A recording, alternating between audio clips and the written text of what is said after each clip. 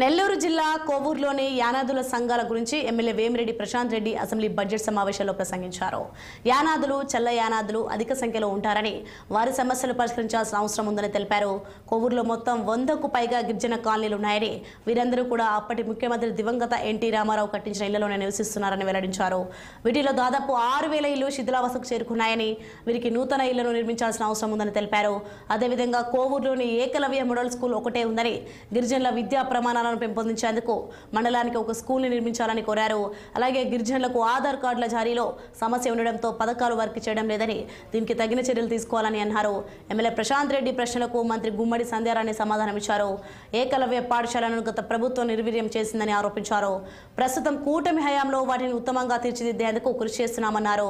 గిరిజనుల అభివృద్ధికి బడ్జెట్ 7500 కోట్ల రూపాయలు కేటాయింపులు చేశామని, తప్పకుండా గిరిజనుల సమగ్ర అభివృద్ధికి పాటుపడతామని మంత్రి సంధ్యారాణి తెలిపారు. నియోజకవర్గంలో యానాదులు మరియు చల్ల యానాదులు సుమారు 100కు పైగా గిరిజన కాలనీల్లో నివసిస్తున్నారు. వీరందరూ ఆనాడు మన ఎన్టీ రామారావు గారు కట్టించిన ఇళ్లలోనే ఇంకా ఉంటున్నారు. అందులో ఆ ఇళ్లలో ఇప్పుడు దాదాపు 6000 ఇళ్ళు శిథిలావస్థకు చేరుకున్నాయి. వీళ్లకు నూతన ఇళ్లను నిర్మించాల్సిన అవసరం చాలా ఉంది అధ్యక్ష. అదేవిధంగా కోవూరు నియోజకవర్గంలోని కొడవలూరు మండలంలో చంద్రశేఖరపురంలో ఒక ఏకలవ్య పాఠశాల ఉంది అధ్యక్ష.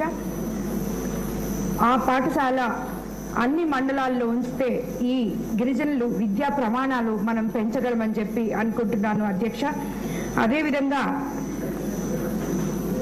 ఈ గిరిజనులకు ఆధార్ కార్డుల జారీలో సమస్య ఉండటం వలన ప్రభుత్వ పథకాలు ఏవి కూడా విద్యార్థులకు కానీ తల్లిదండ్రులకు కానీ ఎవరికి దక్కటం లేదు అధ్యక్ష. కాబట్టి ఒక స్పెషల్ డ్రైవ్ తీసుకొని ఆధార్ కార్డులు అందరికీ అందేలాగా చూడాలని మీ ద్వారా నేను తెలియజేసుకుంటున్నాను అధ్యక్ష.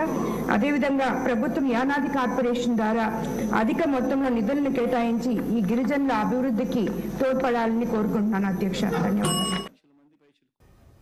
జమ్ముతో అవి